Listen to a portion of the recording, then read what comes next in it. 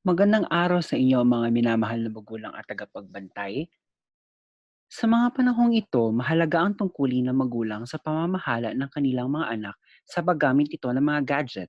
Bilang pangunahing tagapag-alaga sa mga bata, mapipigilan ninyo ang pagkakulong ng inyong mga anak sa pamamagitan ng aktibong pakikilahok sa pagtatakda ng limitasyon sa paggamit nila ng mga gadget.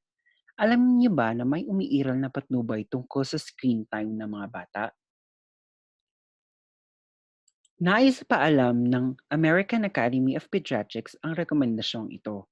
Ang AAP ay isang akademya na naglalathala sa pagsulong ng mga patnubay sa nakasanayang paraan ng pangangalaga ng kalusugan, batay sa ebidensya at manual para sa mga implementasyon nito, upang mapagtibay ang balangkas para sa pamantayan, mabisang pagpapahalaga at pagpapaunlad ng pangangailagang pangkalusugan ng mga bata. Isang pag-aaral ang nilathala sa AAP ang nagpapahayag na mahigit 76% ng mga batang nasa 0 hanggang 4 na taong gulang mula sa pamilyang may mababang kita ang gumagamit na ng mobile phone device. At 75% ng mga batang ito ay may sarili ng device. Sa isang katulad na pag-aaral, karamihan sa mga batang nasa 2 taong gulang ang gumagamit na ng mobile device araw-araw at mahigit 72 na mga nasa 1 taong gulang ang gumagamit na ng mobile devices.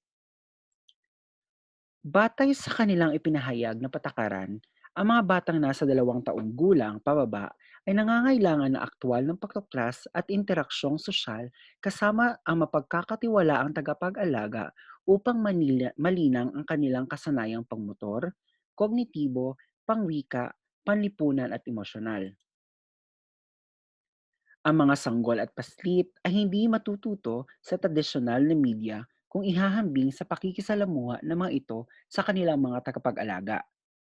At sa edad na 15 buwan, ang pagkatuto mula sa komersyal na media ay magiging madali kung kasama ng mga bata ang mga magulang sa panonood at ipapaliwanag ang mga nilalaman nito. Tatalakayin natin ngayon ang rekomendasyon ng AAP tungkol sa haba ng screen time, ang mga negatibong epekto o posibleng panganib at mga paraan na pagtatakda ng screen time ng inyong mga anak. Ano nga ba ang mga nirekomendang haba ng oras ayon sa ipinahayag ng EAP? Para sa mga batang nasa edad 18 buwan pababa, pinakamabuti pa rin ang walang screen time. Huwag ipahintulot ang paggamit ng screen time maliban lamang sa video chatting sa pamilya at kaibigan. Tandaan, sa ganitong edad, ang mga bata lumalaki at natututo kung tutuklasin nila ang pisikal na mundo. Para naman sa mga batang nasa gulang 18 hanggang 24 na buwan na nais pa ipakilala ng mga magulang ang digital media, iwasan mag-isang gumagamit ng media ang mga bata. Ipinapayong mamili sila ng mga dekalidad na programa o mga applications at gamitin ito kasama ang mga bata. Dahil sa parang ito, natututo ang mga paslit. Para sa mga batang nasa 2 hanggang 5 taong gulang, limitahan ang paggamit ng media ng mas mababa sa 1 oras bawat araw ng mga dekalidad ng mga programa. Inirekomendang sabay na gagamit ang bata at magulang upang maitaguyod ang mahusay na pagkatuto, malawak na interaksyon at malimitahan ang mga settings nito.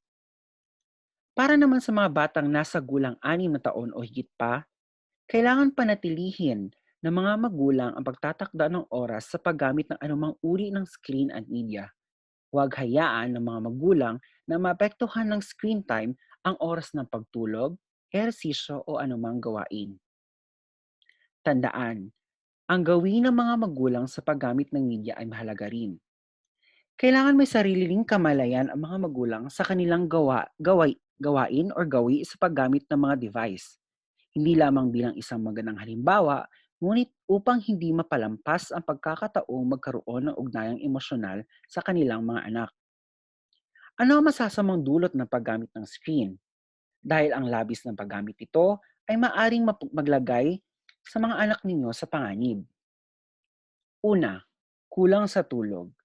Ang mga batang mas lantad sa media o mayroong telebisyon, computer o mobile devices sa silid-tulugan, mas kakaunti ang tulog at matagal makatulog sa gabi.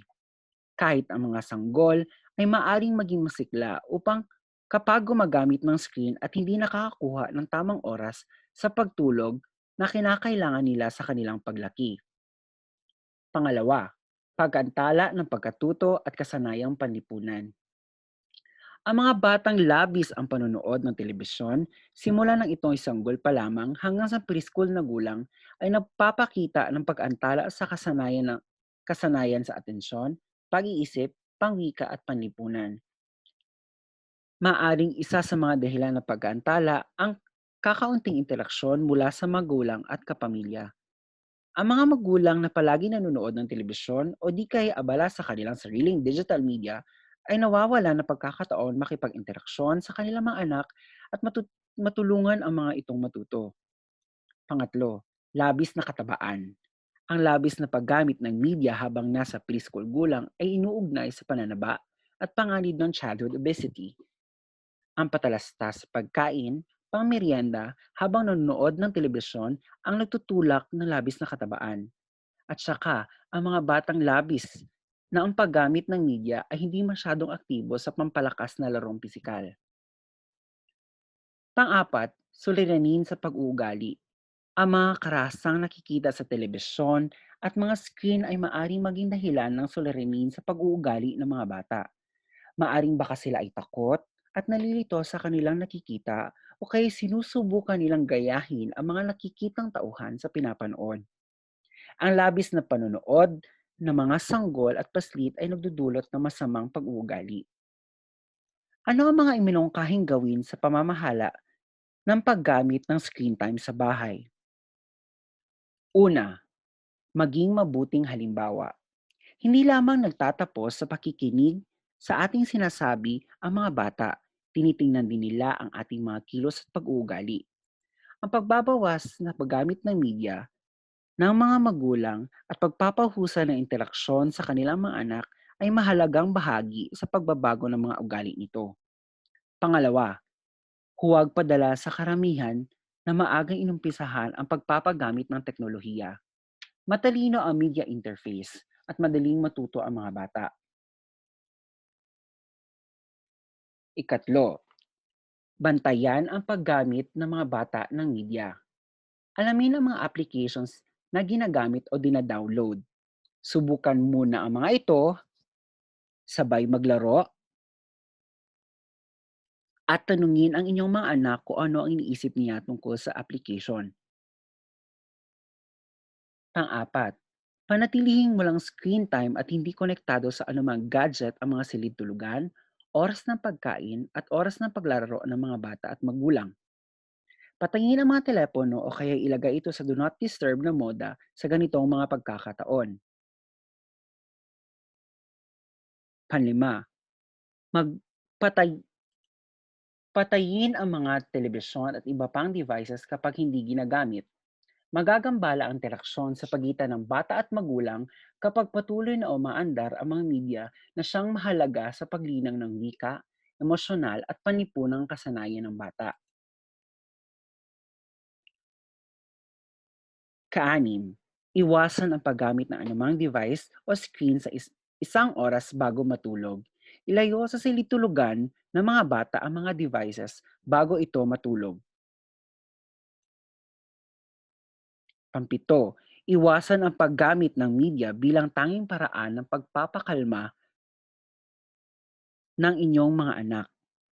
Kahit na ginagamit ang media sa pagpapakaalma ng mga bata, tulad ng pagkakataong ginagawa ang isang prosesong medikal o nasa eroplano, ang paggamit ng media bilang estratehiya sa pagpapakalma ay maaring maging suliranin sa kakayahan ng bata na pigilan ang sarili at kontrolin ang emosyon. Humingi ng tulong sa inyong mga doktor kung ito'y kinakailangan. Pumalo, bumuo ng pamilyang plano tungkol sa paggamit ng media para sa buong pamilya. Ang planong ito ay para sa inyo at sa buong pamilya. Ito ay isang interaktibong kagamitan na binuo ng AAP na may kasamang media calculator na magbibigay sa inyo ng mga larawan kung ilang oras ang ginugol ng inyong anak sa mga gawain. Kalakip nito ang mungkahi upang maging malaya ang buong pamilya mula sa paggamit ng screen, media at iba pa. Pangsyam, tandaan, mahalaga ang inyong opinyon. Nakatuon sa opinyon ng madla ang atensyon ng telebisyon, video game at iba pang tagalikha ng media at mga sponsor nito. Bilang mga magulang, maaari ninyong ipaalam sa istasyon ng telebisyon kung nagustuhan ninyo ang isang programa o makipag-ugnayan sa mga kumpanyang gumagawa ng video games kung masyadong marahas ang mga nilalaman nito. Pansampu, himukin ang inyong paaralan at pamayanan na isulong ang mabuting programa ng media para sa mabuting kagawian. Halimbawa, bumuo ng screen-free week sa iyong sambayanan kasama ang mga magulang, mga guro at mga kapitbahay. Bilang mga magulang, kailangan ninyong makilala at maunawaan ang inyong tungkulin bilang mabuting halimbawa sa paggamit ng media at panatilihin ang pantay na paggamit ng media at iba pang mga gawain. At higit sa lahat, ang pagbabawas ng screen time ay nagbibigay ng pagkakataon sa bawat pamilya na gumugol ng oras sa isa't isa.